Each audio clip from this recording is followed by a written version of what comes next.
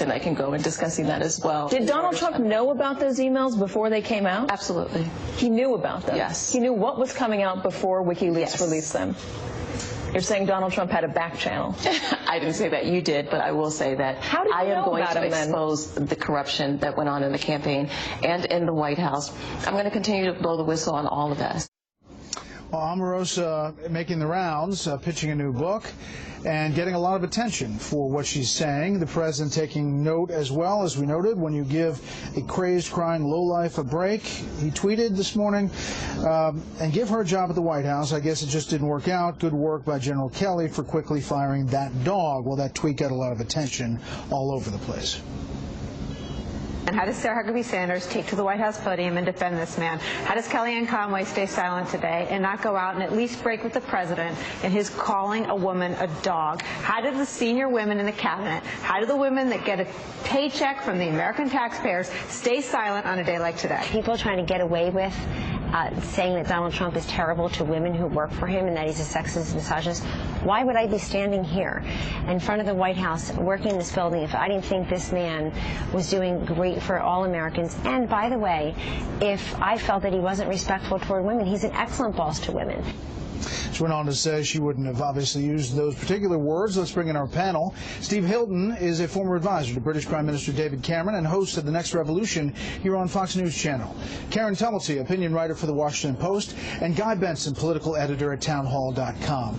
You know, Karen, a lot of people say, you know, you're giving this too much oxygen, but it is the oxygen that the president is providing that is driving a lot of the coverage, is it not? Absolutely.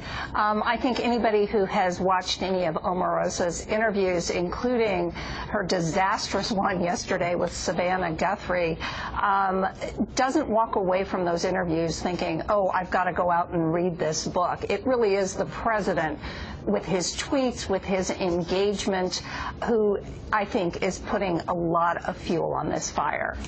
Guy, what do you think of all this? Oh my gosh, well, when the White House is out there and their primary defense is the president calls many different people dogs, it's maybe not the best situation for the country. It does happen to be true, at least on some level. There was a reporter from Business Insider who went through and compiled on Twitter a list of people the president has referred to as dogs, which included many white men like Mitt Romney and Rahm Emanuel and David Gregory and Eric Erickson. The list goes on and on. But here we are. The president, I think, has a compulsion to fight back. It's part of the reason that a lot of his supporters love him.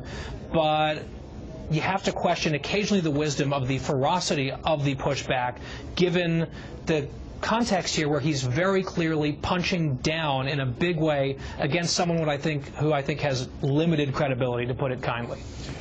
Steve. Yeah, I agree with Karen and Guy.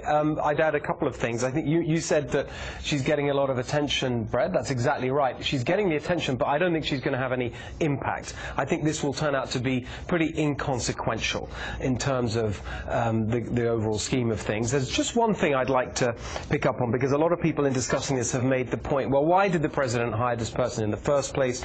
It's a mistake to bring people like this into government. You shouldn't have people like that with no government experience. I think that is the wrong lesson to learn. I think it's often very useful to have outsiders, people without government experience and so on, brought into government to shake things up. You don't just want a bunch of bland bureaucrats. However, they have to have some level of integrity, and Omarosa clearly doesn't. Karen, what about this Peter Strzok story? As the president continues to tweet about that, Peter Strzok fired, a lot of back and forth about how that has all played out and how really he led the way in these investigations, the Trump probe as well. But the president saying if I had a real attorney general, this would not be going forward. Yeah, this is, again, he cannot get over the fact that Jeff Sessions recused himself from all of this at the outset of the administration.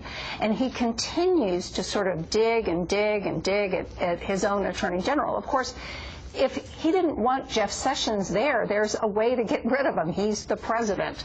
And I think it also goes to, the question of why people don't feel loyal to Donald Trump. In many respects, loyalty starts at the top. And so we have seen, people, once they are out of his orbit, they turn on him. And this is something you often see in Washington. Guy, the outrage meter is always at 11 here in Washington. I mean, it really seems like every day is another thing that, heads explode about. Whether they should or shouldn't, we'll leave to the viewers at home. But, Guy, what do you think of the political impact here, potentially, as we head towards midterms on both of these stories? Well, I tend to agree with Steve that on Omarosa, this is a passing fascination. She's wall-to-wall on another network right now talking to anyone who will listen about all of these allegations. The one that we played at the beginning of the clip, if true, would be huge, that the president or the then-candidate Trump had advanced knowledge of WikiLeaks, possession of DNC emails, but there's not a shred of evidence to that effect thus far. And another network, in fact, got in some trouble for making that claim and had to walk it back a number of months ago, if I recall correctly. So Omarosa, I think, probably a passing phase in our national discussion. The Peter Strzok Russia broader issue, I think, is here to stay until Mueller wraps things up because of it's an all-encompassing topic. Both parties have dug in their heels on this issue at this point.